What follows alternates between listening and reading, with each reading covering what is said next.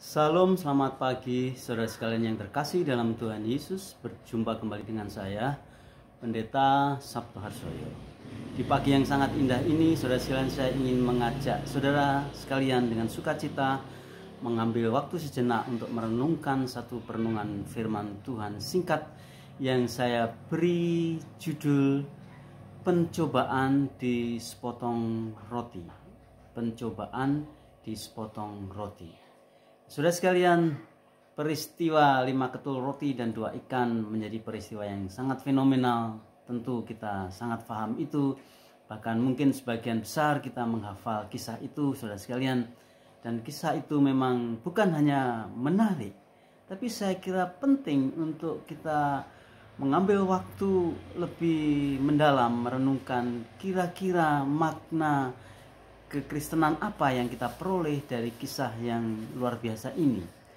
Sebelum kita melanjutkan perenungan kita, saya mengajak saudara untuk kita membaca Injil Yohanes pasal 6. Injil Yohanes pasal 6 ayat 1 dan seterusnya. Firman Tuhan berkata demikian.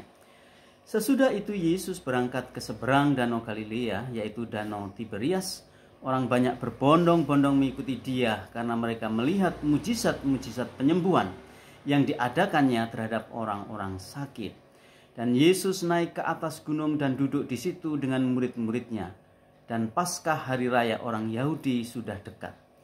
Ketika Yesus memandang sekelilingnya dan melihat bahwa orang banyak berbondong-bondong datang kepadanya, berkatalah ia kepada Filipus, "Di manakah kita akan membeli roti supaya mereka ini dapat makan?" Hal itu dikatakannya untuk mencobai dia, sebab ia sendiri tahu apa yang hendak dilakukannya. Ayat 6, hal itu dikatakannya untuk mencobai dia, sebab ia sendiri tahu apa yang hendak dilakukannya. Jawab Filipus kepadanya, "Roti seharga 200 dinar tidak akan cukup untuk mereka ini, sekalipun masing-masing mendapat sepotong kecil saja." Seorang dari murid-muridnya, yaitu Andreas saudara Simon Petrus, berkata kepadanya, "Di sini ada seorang anak yang mempunyai 5 roti jelek dan 2 ikan. Tetapi apakah artinya itu untuk orang sebanyak ini?" Kata Yesus, "Suruhlah orang-orang itu duduk." Adapun di tempat itu banyak rumput, maka duduklah orang-orang itu, kira-kira 5.000 laki-laki banyaknya. Lalu Yesus mengambil roti itu, mengucap syukur dan membagi-bagikannya kepada mereka yang duduk di situ. Demikian juga dibuatnya dengan ikan-ikan itu, sebanyak yang mereka kehendaki. Dan setelah mereka kenyang, ia berkata kepada murid-muridnya, "Kumpulkanlah potongan-potongan yang lebih, supaya tidak ada yang terbuang." Maka mereka pun mengumpulkannya dan mengisi 12 bakul penuh dengan potongan-potongan dari kelima roti jelek yang lebih setelah orang makan. Ketika orang-orang itu melihat mujizat yang telah diadakannya, mereka berkata, "Dia ini adalah benar-benar nabi yang akan datang ke dalam dunia." Karena Yesus tahu bahwa mereka hendak datang dan hendak membawa dia dengan paksa untuk menjadikan dia raja, ia menyingkir pula ke gunung seorang diri. Saudara sekalian yang dikasihi Tuhan Yesus Kristus, setelah saya mencoba membaca seluruh Injil yang mencatat mengenai peristiwa yang luar biasa ini, saudara sekalian, saya memperoleh kesimpulan bahwa ternyata mujizat 5 ketul roti dan 2 ikan ini telah menjadi sarana yang efektif untuk Tuhan Yesus akhirnya mampu mengeluarkan motif-motif, mengeluarkan niat-niat, mengeluarkan agenda-agenda tersembunyi dari orang-orang di sekitar peristiwa itu. Sehingga melalui pembelajaran ini, saudara sekalian, saya menemukan beberapa motif yang salah, motif yang keliru di dalam kita merespons pribadi dan karya Tuhan Yesus. Dan motif itu tentu akan berdampak kepada proses pertumbuhan, kematangan, pematangan, dan pendewasaan rohani kita.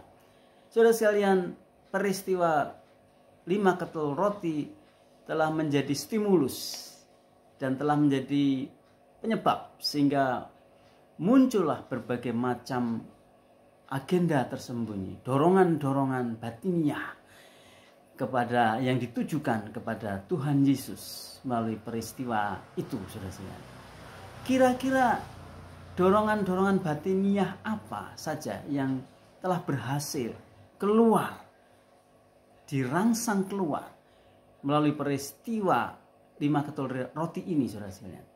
Yang pertama saya melihat itu, saudara-saudara, dorongan batiniah yang pertama yang keluar dari peristiwa ini, atau motif batiniah yang keluar dari peristiwa ini, ialah adanya sebuah agenda, adanya sebuah motif, adanya sebuah keinginan untuk memperoleh kesejahteraan sosial, kesejahteraan kehidupan, memperoleh perbaikan kesejahteraan kehidupan. Saudara sekalian, apakah kesejahteraan hidup, kesejahteraan masyarakat, dan kesejahteraan sosial itu sesuatu yang bisa dianggap sepele di dalam kekristenan? Tentu jawabannya sama sekali tidak. Justru seharusnya kekristenan itu secara tahap demi tahap, dan itu menjadi tujuan Allah, membawa sebuah proses perbaikan kehidupan sosial, kesejahteraan hidup yang lebih dikehendaki Allah, yang lebih mengangkat martabat dan derajat manusia. Namun dari peristiwa ini, saudara sekalian, kita mengetahui bahwa ternyata kesejahteraan hidup itu bukan agenda utama dari pelayanan Yesus, dari kehidupan Yesus. Lalu agenda utama itu apa? Atau bahkan kalau kesejahteraan itu menjadi motif utama dari respons kita kepada Kristus, justru itu salah dan tidak mencapai nilai-nilai hakiki dari kekristenan itu sendiri, saudara sekalian. Apakah itu terbukti bahwa motivasi demikian itu ternyata salah? Mari kita membaca firman Tuhan dalam Yohanes 6 tadi, khususnya ayat yang ke-15. Dikatakan di situ, karena Yesus tahu bahwa mereka hendak datang dan hendak membawa dia dengan paksa untuk menjadikan dia raja, ia menyingkir pula ke gunung seorang diri. Yesus tahu, saudara-saudara, niat orang-orang ini. Yesus tahu keinginan, agenda tersembunyi dari masyarakat Yahudi yang pada waktu itu mengalami mujizat 5 ketul roti itu. Namun niat itu ternyata tidak sesuai dengan yang dimaksudkan Yesus pada waktu dia melakukan atau dia mengerjakan mujizat 5 ketul roti itu. Kita bisa tambahkan satu ayat. Ayat yang ke-26. Ayat yang ke-26. Yesus menjawab mereka, "Aku berkata kepadamu, sesungguhnya kamu mencari aku bukan karena kamu telah melihat tanda-tanda, melainkan karena kamu telah makan roti itu dan kamu kenyang." Jelas sekali, saudara sekali. Tentu Allah tidak pernah mengabaikan sisi-sisi kebutuhan kesejahteraan psikis dan fisik kita. Kesejahteraan kehidupan sosialitas kita bukan, sama sekali tidak. Tetapi peristiwa roti untuk 5.000 orang ini mengingatkan kita bahwa tujuan dari kekristenan hakiki, tujuan atau isi dari berita Injil yang sejati bukanlah social centers, bukanlah civilization centers, tapi tujuannya ialah pada Christ centers, permusatan pada Kristus. Nah, saudara sekalian yang dikasihi Tuhan Kristus, sering kita mendengar di masyarakat sebuah ungkapan yang berbunyi jualan agama. Ya. Intinya ini memang ada tren yang sangat menarik di Indonesia, di mana nilai-nilai spiritualitas itu dieksploitasi sedemikian rupa. Dan tujuan dari hal itu apa? Tujuan dari hal itu katanya itu adalah untuk kesejahteraan sosial. Tapi benarkah itu demikian? Jangan-jangan kesejahteraan sosial yang dimaksud adalah kesejahteraan kelompok. Jangan-jangan kesejahteraan kelompok yang dimaksud adalah kesejahteraan orang per orang. Jadi ujung-ujungnya itu menjadi pemusatan pada diri sendiri atau egoisme, egocentrism seperti itu.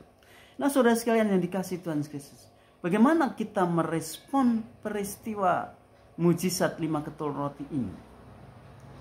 Apakah kita masih terperangkap kepada paradigma dan perilaku yang demikian ini?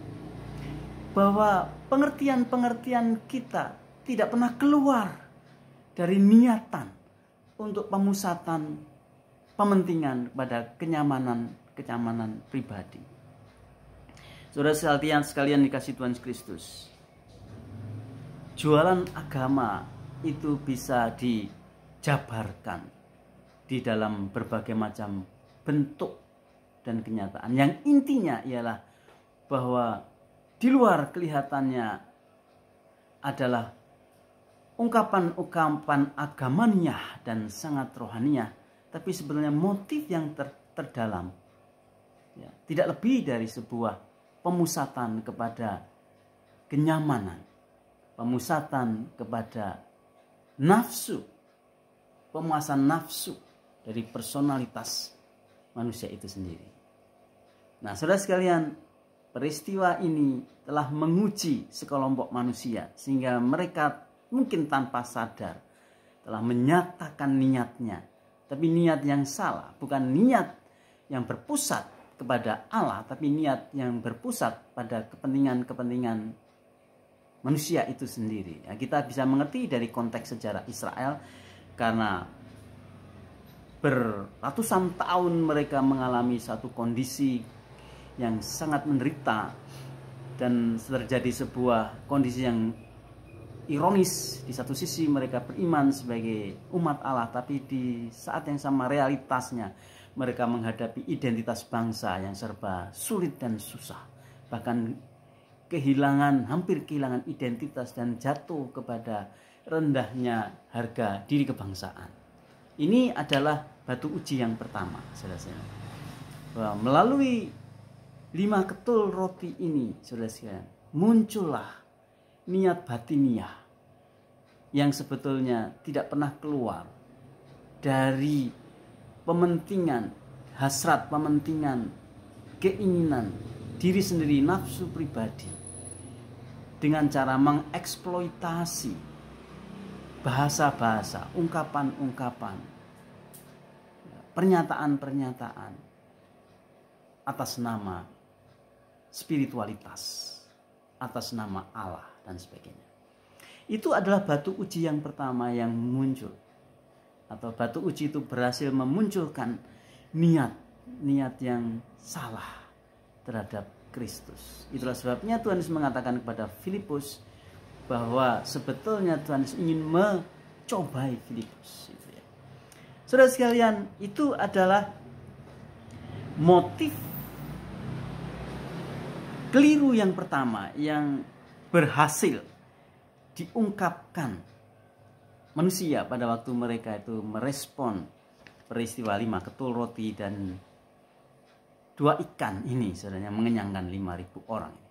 Saudara sekalian, batu uji yang kedua dari 5 ketul roti itu yang berhasil mengungkapkan niat batiniah manusia yang keliru di dalam merespon karya mujizat Kristus adalah motif untuk mendapatkan pemuasan dalam hasrat, dogma, dan idealisme kelompok atau pribadi. Apa maksudnya, saudara-saudara? Ada gengsi di sini. Ada gengsi keilmiahan religius. ada gengsi, kebanggaan dogmatis, dan merasa, saudara sekalian, bahwa hanya kitalah yang bisa menjelaskan Allah secara rasional, secara keagamaan, secara keimanan. Nah, saudara sekalian, ini adalah motif yang mungkin lebih halus dan lebih rohani atau lebih teologis.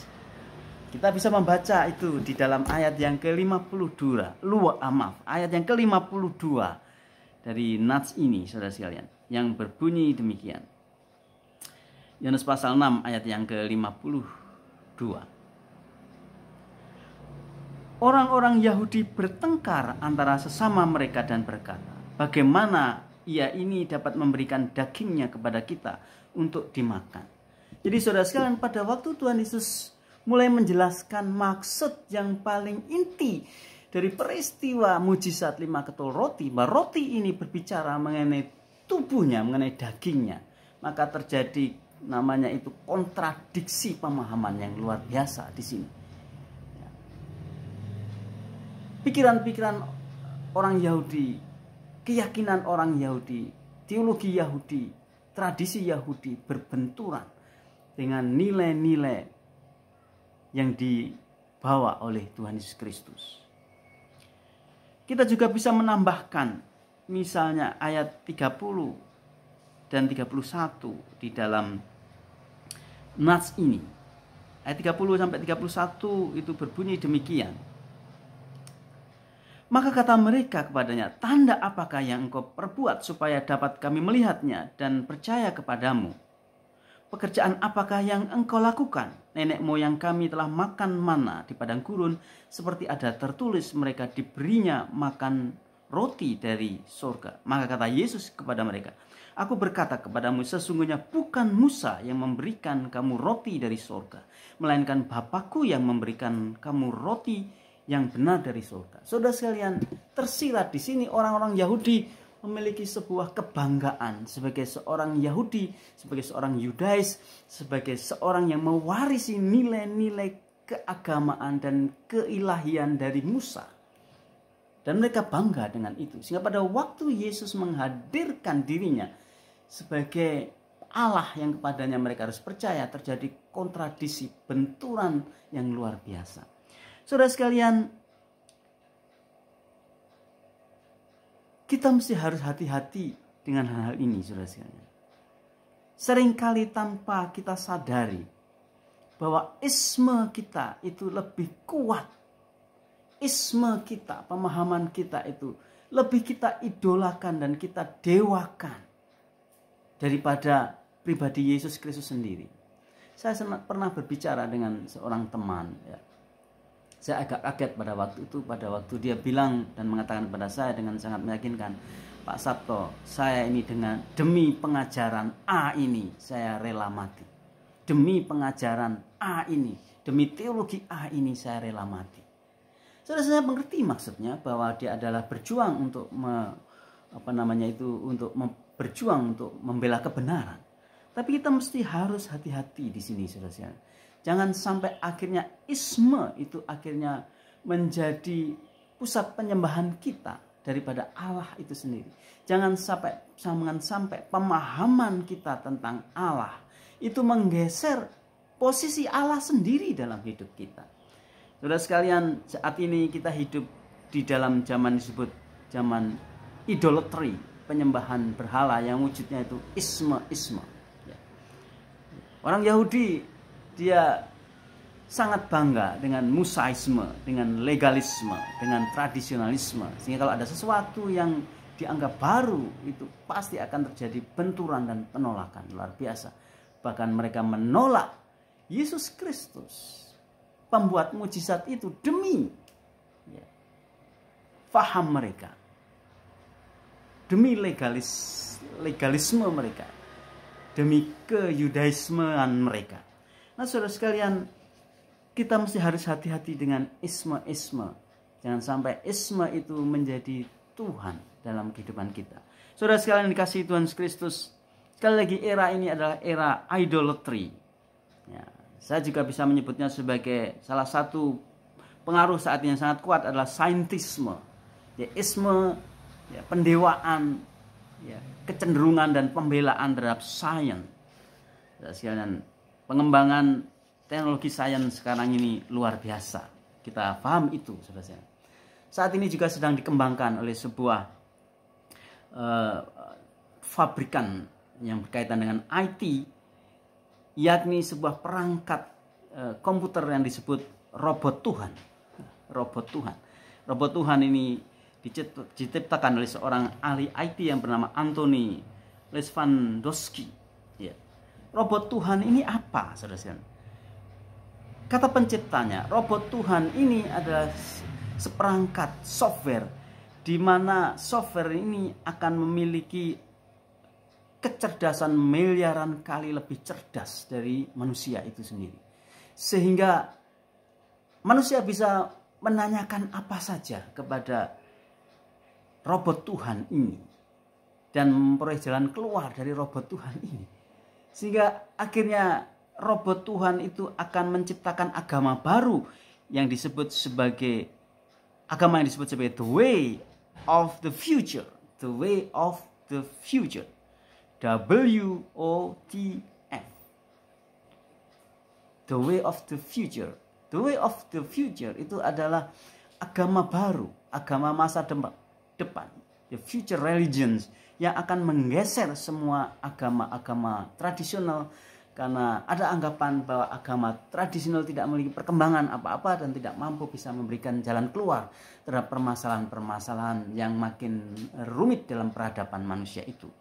Nah, saudara sekalian, itu salah satu contoh isme dari saintisme. Ada juga satu kecenderungan saat ini yang berkembang di masyarakat, apa yang disebut sebagai pola perilaku yang disebut agalmatofilia. Dalam bahasa Yunani, agalma itu artinya patung dan filia itu adalah cinta patung. Sekarang kita sudah menjadi bukan rahasia umum sekarang ini bahwa pabrikan-pabrikan telah menghasilkan produk-produk robot manusia, dan robot manusia itu bisa memberikan kepuasan hubungan terhadap manusia itu sendiri, ya, dengan harga yang luar biasa mahalnya. Nah, saudara sekalian, ini adalah pendewaan dari sisi sains dan teknologi, ilmu pengetahuan. Nah, saudara sekalian, ini adalah motif yang kedua yang muncul, yang ditemukan pada waktu orang merespon Yesus yang melakukan mujizat itu, saudara-saudara. Dia memakai, ya, atas nama Tuhan itu untuk membangun kerajaannya sendiri, untuk membangun dominasinya sendiri, ismenya sendiri, sehingga dia akan mencari pengaruh, ya, atas nama Tuhan, ya, untuk dirinya sendiri melalui pengajaran melalui pemahaman yang dikembangkan. Saudara sekalian, itu adalah ujian yang kedua yang muncul dari hasrat manusia pada waktu mereka merespon Yesus dan karyanya itu. Yang ketiga, saudara sekalian, peristiwa 5 ketul roti itu telah berhasil mengungkapkan motif orang-orang Kristen dalam mengikut Yesus, di mana mereka mengikut Yesus, tapi sebetulnya mereka masih hidup dan memiliki pola dan cara hidup menurut pikiran mereka sendiri. Dan saya menyebutnya sebagai, yang ketiga ini, sebagai motif anthropocentrism Christianity. Anthropocentrism Christianity. Kita akan melompat, saudara sekalian, untuk pokok ini pada nats yang terdapat dalam Matius pasal 16 ayat 5 sampai 12. Matius pasal 16 ayat 5 sampai 12. Saya akan membaca ayat ini yang menurut saya itu sangat penting. Nats itu diberi judul Ragi orang-orang Farisi dan Saduki. Pada waktu murid-murid Yesus menyeberang danau, mereka lupa membawa roti. Yesus berkata kepada mereka, "Berjaga-jagalah dan waspadalah, terhadap ragi orang Farisi dan Saduki. Maka mereka berfikir-fikir dan seorang berkata kepada yang lain, itu dikatakannya karena kita tidak membawa roti. Dan ketika Yesus mengetahui apa yang mereka perbincangkan, ia berkata, mengapa kamu memperbincangkan soal tidak ada roti? Hai orang-orang yang kurang percaya, belum juga kamu mengerti? Tidak kamu ingat lagi akan 5 roti untuk 5.000 orang itu, dan berapa bakul roti kamu kumpulkan kemudian? Ataupun akan 7 roti untuk 4.000 orang itu, dan berapa bakul kamu kumpulkan kemudian? Bagaimana mungkin kamu tidak mengerti bahwa bukan roti yang kumaksudkan? Aku berkata kepadamu, waspadalah terhadap ragi orang Farisi dan Saduki. Nah, saudara sekalian yang dikasihi Tuhan Yesus, ini adalah ironi yang ketiga. Ironi para murid, ironi orang Kristen, ironi gereja Tuhan. Secara posisional mereka sangat dekat dan lekat dengan Tuhan. Seolah-olah seakan-akan mereka selalu bersama-sama dengan Tuhan. Tetapi mereka punya pikiran sendiri. Mereka punya pemahaman sendiri di dalam kehidupan iman mereka itu. Mereka berjalan menurut nilai-nilai kepercayaan mereka sendiri. Seingat saya ada seorang wartawan yang telah berhasil menulis sebuah buku dari riset yang telah dilaksanakannya, yaitu Philip Yancey yang berjudul Kristus yang Tidak Kukenal. Saudara-saudara, ini menjadi peringatan yang sangat penting. Apakah para pengikut Kristus, apakah mereka yang menyatakan diri mengenal Kristus itu sungguh-sungguh memiliki pikiran Kristus, memiliki pemahaman Kristus, memiliki perilaku Kristus? Apakah teologi kita adalah teologi yang menyatakan nilai-nilai Kristus? Apakah ritual ibadah kita itu adalah ritual ibadah yang menyatakan pemahaman kita kepada Kristus? Apakah perilaku kita sehari-hari dalam kehidupan kita sehari-hari, ya, di dalam berumah tangga, di dalam bekerja, di dalam mencari nafkah, di dalam hal perjodohan, pergaulan, itu sungguh-sungguh merupakan wujud dari pemahaman Kristus yang ada dalam pikiran kita? Atau sebaliknya, walaupun agama kita Kristen, walaupun kita menyatakan diri dekat dengan Kristus, jangan-jangan sebetulnya cara berpikir kita, pemahaman kita tentang Kristus, perilaku kita sebagai pengikut Kristus, itu tidak menyatakan pikiran-pikiran Kristus itu sendiri. Nah, ini adalah batu uji yang ketiga yang menjadi seruan bagi orang-orang percaya. Supaya apa? Supaya betul-betul orang-orang percaya melakukan sebuah introspeksi yang mendalam dan mendasar. Apakah pikiran-pikirannya, aktivitas dan semangatnya yang dikatakan sebagai semangat Kristiani itu betul-betul mengekspresikan pikiran, nilai, pemahaman Kristus itu sendiri. Saudara sekalian, itu 3 batu ujian atau itu 3 pencobaan yang muncul, yang memunculkan hasrat manusia itu pada waktu manusia, baik gereja maupun non gereja, orang-orang yang tidak percaya, merespon mujizat Kristus, terutama adalah mujizat 5 ketol roti dan 2 ikan.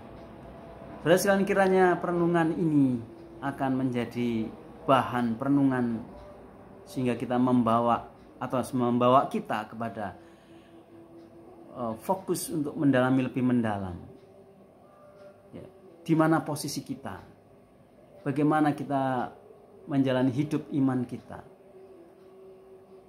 kemana arah yang kita mau tuju, dan nilai apa yang kita telah tanamkan di dalam kehidupan kita. Amin. Kiranya Tuhan Yesus memberkati saudara sekalian.